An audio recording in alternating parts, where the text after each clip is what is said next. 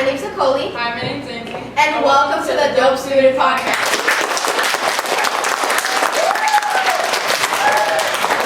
And today we have Jason Grant, Mr. Light Guy, LLC.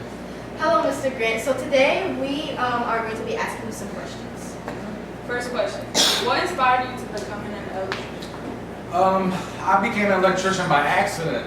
I actually started off being a busboy at the local diner, and a contractor came in wondering to know if the waitress knew any hard worker employees. They referred me, and then that's how I stumbled on becoming an electrician.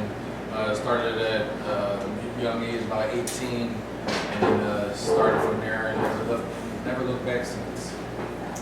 Okay, what is the role of an electrician in the construction industry? Electrician is in charge of all the electricity. Without the electrician, there would be no electricity inside the building. So his job is to bring it in, make sure that if there's any problems, we'll get back to the foreman or whoever's in charge and make sure everything goes properly. What are the basic skills required to become an electrician? Basic skills, number one, you gotta be competent. You gotta know how to use a tape measure. You gotta be coachable, mechanically inclined. Safety is always first because you could definitely get hurt. Electricity is nothing to play with. What is the importance of safety when working with electricity? The importance of safety.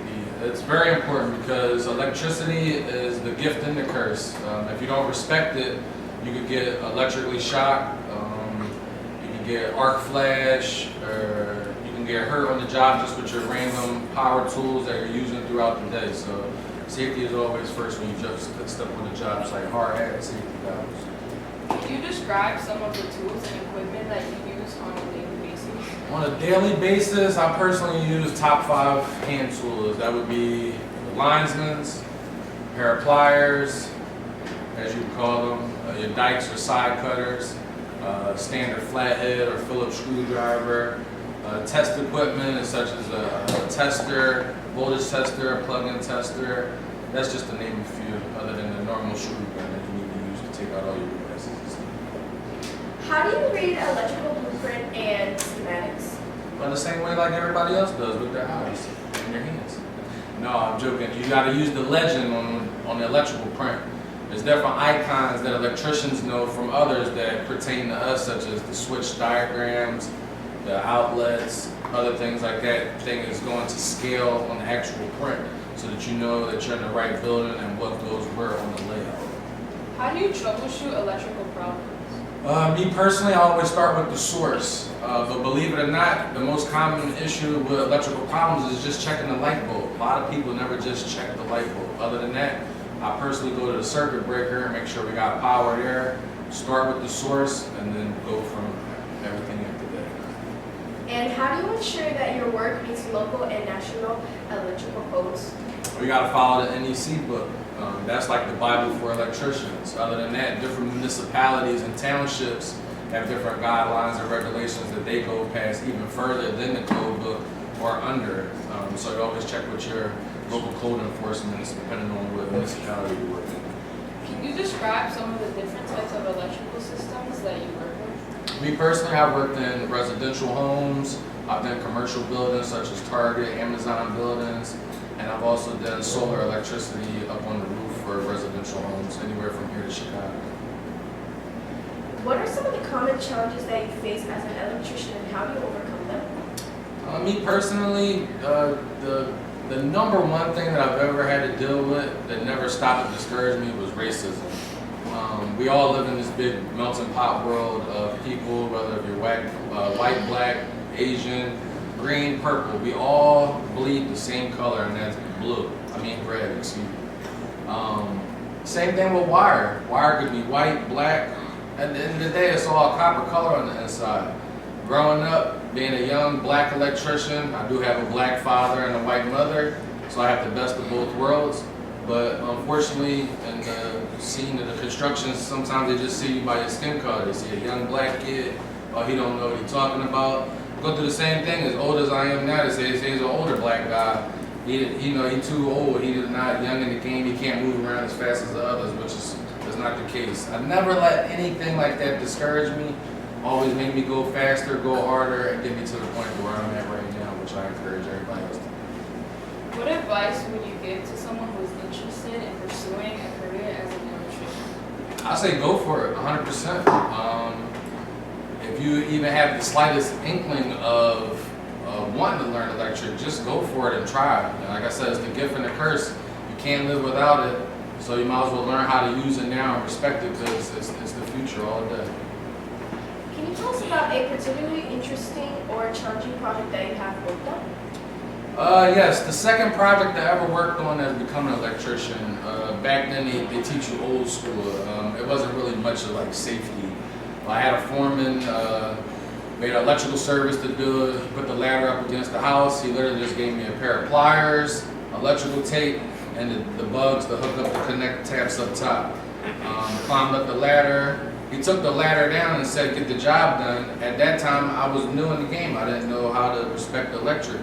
So every time I touched the wire to connect the electrical taps or the bugs, I kept getting shot. Because when I was leaning over, I was touching the flashing on the building. So he said he wasn't going to put the ladder back up. I'm up on the roof. There's no way of getting down. I took the electrical tape. I wrapped up every finger, made basically a glove in order for me to hold the wire and the bugs, connected it. He put the ladder back up. It's been Mr. Light Guy LLC ever since. How do you stay current with new technologies and techniques in the electrical field? Well, you got to stay up with the code, take continuing education classes to make sure that you are compliant with new codes that are current. And also, just a simple phone call to your local code enforcement. Depending on what township you is, you can ask the inspector before you even start, what is it that you're particularly looking for before I finish this project, so that when they do come in and inspect it, you're already good to go. What is the outlook for employment in the electrical industry, and how do you see the industry evolving in the future?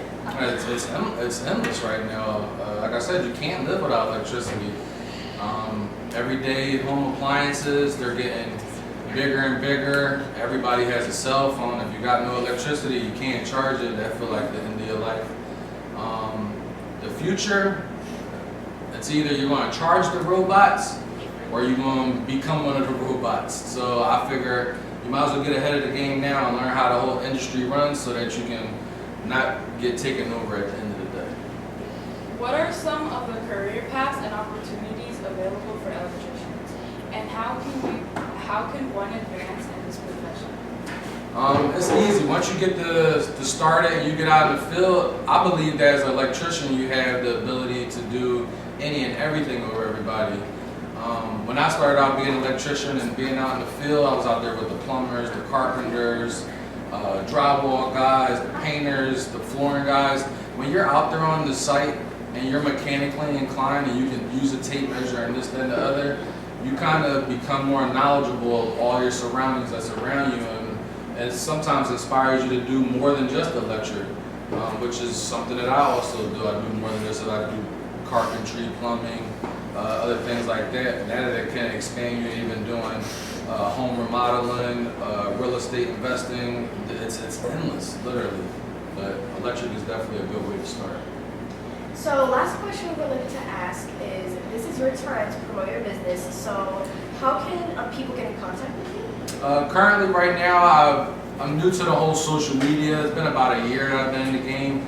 But if you're trying to contact Mr. Light Guy LLC, you can simply type that in on IG, Mr. Light Guy LLC, or contact me at 267-237-7823. Okay, thank you.